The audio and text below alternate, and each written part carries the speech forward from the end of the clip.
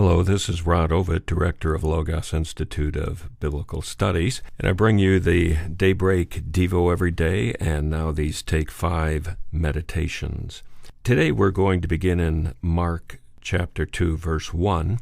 A few days later, when Jesus again entered Capernaum, the people heard that he had come home. So many gathered that there was no room left, not even outside the door, and he preached the word to them. Some men came, bringing to him a paralytic carried by the four of them. Since they could not get in to Jesus because of the crowd, they made an opening in the roof above Jesus, and after digging through it, lowered the mat and the paralyzed man was lying on. When Jesus saw their faith, he said to the paralytic, "Son, your sins are forgiven." Now some of the teachers of the law were sitting there thinking to themselves, "Why does this fellow talk like that? He's blaspheming. Who can forgive sins but God alone?"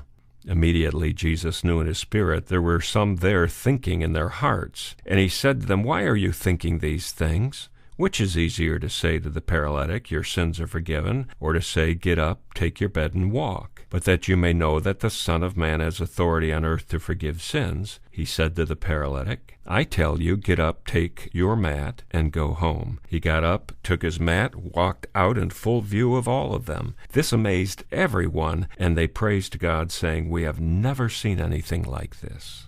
Now, this is in the beginning of the book of Mark, and the book of Mark is very, very exciting. I love it because it was written to Gentiles of that day, not just the Jewish population, but Gentiles. We know that because there are many times when Jewish things are mentioned that Mark takes the time to explain them. There's one passage, for instance, where he's talking about the Pharisees come up and complain because the disciples of Jesus did not clean their hands. And he takes a long paragraph to explain what that meant, that it wasn't hygienic, but rather a ceremonial cleansing. And he said they also do pots and pans and et cetera, et cetera. Now, when you notice Matthew mentioning the same thing, Matthew doesn't even go into an explanation because he's writing to the Jewish population, and they obviously would know what was being said. So Mark is clearly set out to explain these things to a Gentile population. And what I find interesting that there's a lot going on here in the beginning of Mark. Jesus, for instance, he violates the culture's religious sensibilities by touching a leper. I mean, you were not allowed to do that. And we read that in Mark 1. A man with leprosy came to him and begged him on his knees, "If you're willing, you can make me clean." Filled with compassion, Jesus reached out his hand and touched the man. "I am willing," he said, "be clean." Immediately the leprosy left him and he was cured. Now obviously Jesus touched him before he was even cleansed.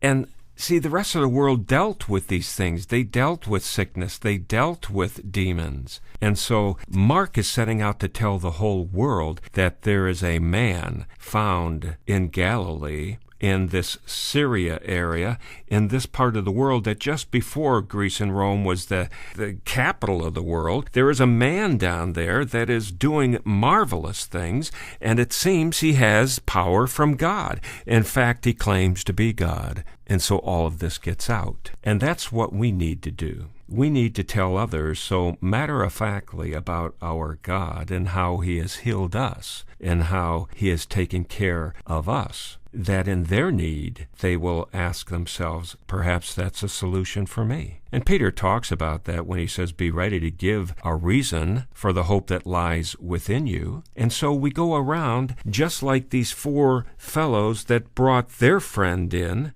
Jesus said, because of your faith, I will heal this man. And we can take our friends and carry their mats, so to speak, and take them to Jesus and say, here is the Son of God. He's done so much for me. He can do the same for you. And we do it by our actions and by plainly sharing what Christ has done for us. Just like the book of Mark was written to the Gentiles, our life can be written to those around us. In fact, they notice us all the time. So let's do our best to let them notice God in us, Jesus in us, so they can ask us for the reason of the hope that lies within us, and we can say, because we know God, you can too. Well, I've enjoyed bringing this 5-minute meditation to you. We have a lot of them out on our Facebook page, and I trust you'll look them up, like them, share them with others. That's the Logos Institute of Biblical Studies Facebook page. Thank you for joining us. We'll see you again soon.